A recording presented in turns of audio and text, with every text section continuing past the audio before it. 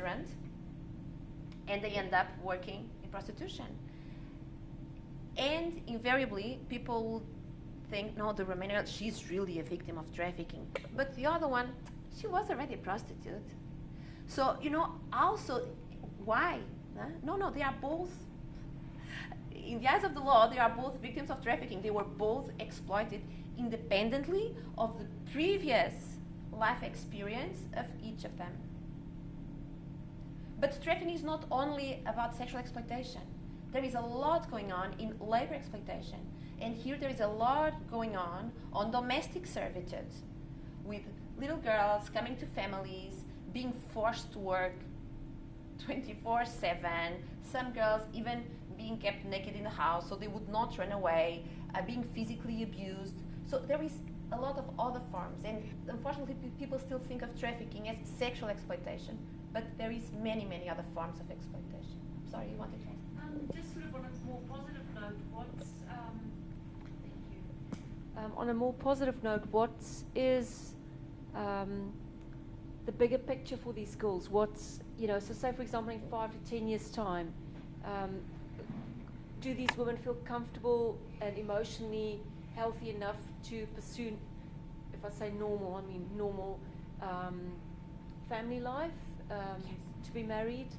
Yes, there is, it was Rinko, that is in Nepal. Rinko was rescued. She had been sexually exploited. She was from Nepal.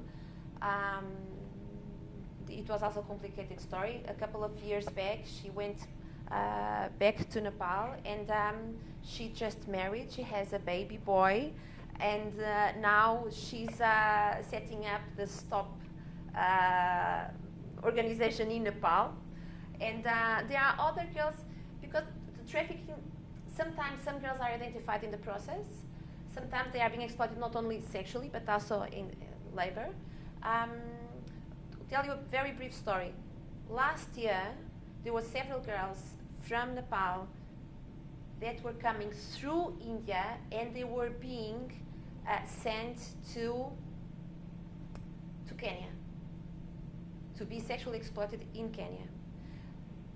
We found out because we received a complaint from some family members of some girls from Nepal that were already here in Delhi, and they received a phone call from a sister or cousin that was already in Kenya being exploited, and said, don't come, this is not what they promise, so please don't come. So this organization in Nepal, Contact Stop, and then Stop with cooperation of police, managed to set free these girls. These girls are brilliant. They are brilliant because it was the day I decided I'm gonna get myself, a proper mobile phone. Because the girls, they had no idea where they were. They came to the reception. They asked for a card of the hotel. They had been in that hotel for weeks without knowing what's gonna happen. They made a photo of the hotel and of the card with the address. They sent that photo back to Nepal, that sent to us, that sent to the police.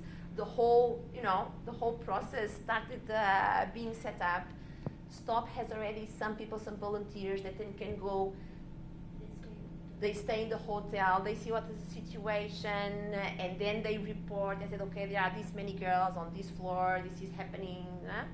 So, and after that, the whole operation is set up. These girls were rescued. The problem was then, how can we help to release the girls that are already in Africa?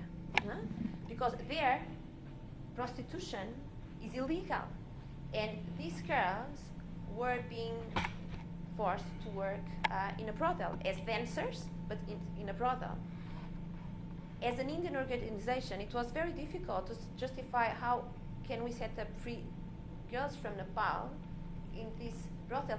And being prostitution illegal, if we were making a complaint to the police, it means that the girls would not be rescued, they would be sent to prison. And do we want to send these Nepalese girls being sexually exploited to be there in a prison? Because this is what happens, no? So it was difficult, and then also with the cooperation of the IOM and with the High Commission and the embassies, then girls were released and they are back home in Nepal. But you see, there is a lot of questions that, because if it's illegal, it means that the women will go to jail. And even if you think that in theory, no, there is the due process, there is all the legalities, it's not always like that. And then in reality, it works differently. But it's not illegal for a man to purchase sex. I guess that's one of the controversies. Is no, it's crazy that it's illegal that women are selling their bodies under whatever condition. Right? It's illegal to coerce in every situation. But why is it okay for men to lie? Or whoever? But I will not get more. This goes beyond the presentation of a. No, there's a woman called Swanee Hunt, and she's very much a leader internationally, and you two should have a talk, because that's her whole thing, is to end demand for prostitution.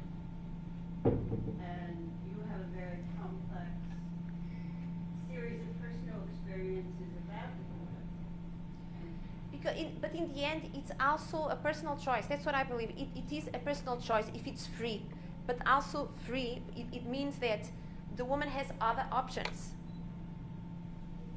And I think there are women that opt to do that. As much as we think this is real, there are young university students that want to buy this. There are, and we cannot ignore that this is the reality, no? But of course, there are also women that have 2 kids. They don't have an education. They have their parents to support, and they say, "What am I going to let them die starving, or am I going to sell my body?" It's very complicated. And are we going to say, "No, you can't do that because it's a crime"? Are we going to say, "Yes, because you should have a proper job"? And say, "Yes, where is my proper job?" It's very complicated. There is not an easy question. Yes. Just a little anecdote related to this. This morning I got an email. I live in Chicago. Thank you. I live in Chicago, and I've been involved with human trafficking or creating awareness about it through an organization. I'm on the board of Women in International Trade. So several years ago, I suggested to our board, why don't we do an awareness thing on human trafficking? And they said, Maureen, we do international trade. We can't do human trafficking. I said, well, it is. International trade is just illegal trade, but the second industry after the drug trade. So we did some events with one of the law schools and universities, and at that time, people in Chicago had no idea it happened there. This was just maybe 8 years ago. They thought it happened in Nepal, India, the Middle East, etc. So I've been kind of involved with that. And in Illinois, they've made a law where they I forget, 4 years ago or whatever, where they're charging the men now. So with the pimps and the Johns are fined and sent to jail instead of the women. But this morning I got an email. They've been trying to close down some strip clubs in Chicago, and there's been a big controversy about it. And now one of the aldermen has come forth, and it's a woman, I believe, who has come forth and said, no, let's keep the strip clubs going, but we'll donate, 30% of the revenue to anti-trafficking things. So they want to keep the strip clubs open, but then, and they're asking people to sign, a petition, so that 30% or something goes to anti-trafficking. So I mean, again, it's this paradox, this thing. It's a difficult question. Yeah.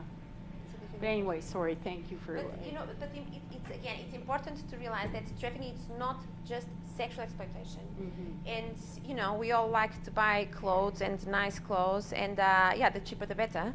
And most of the times, these clothes are being produced in terrible sweatshops in India and Bangladesh and Nepal without any conditions, and these people are just being totally exploited, some of them trafficked. Sometimes it's just exploitation, labor exploitation, sometimes it's trafficking. So yes, talking about international trade, and it's very important, international fair trade, and that is a very important element in it. Yeah. Yes. Thank you.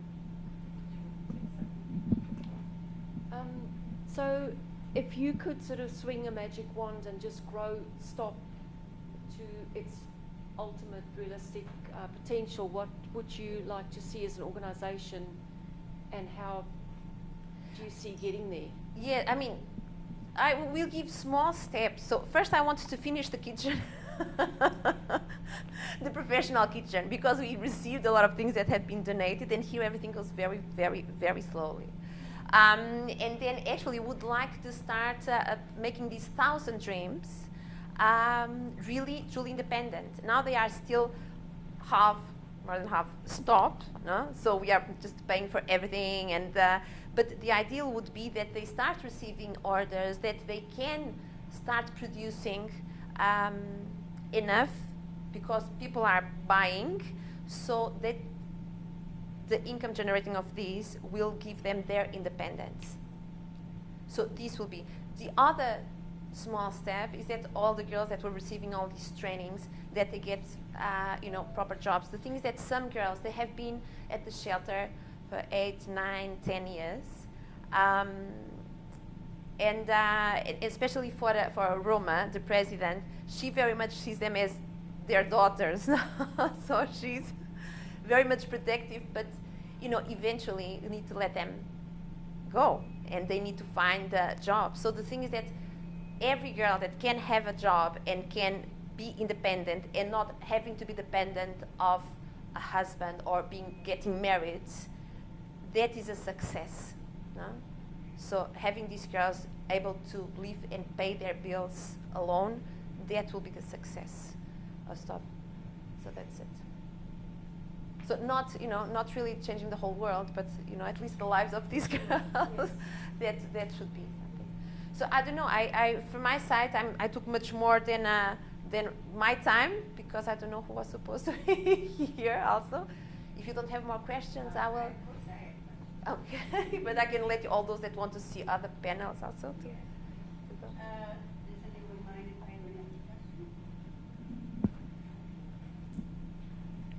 question? As the head of a nonprofit, when you talk about 1,000 dreams, I'm thinking, well, what you need is a capacity building grant for the marketing, for the. So,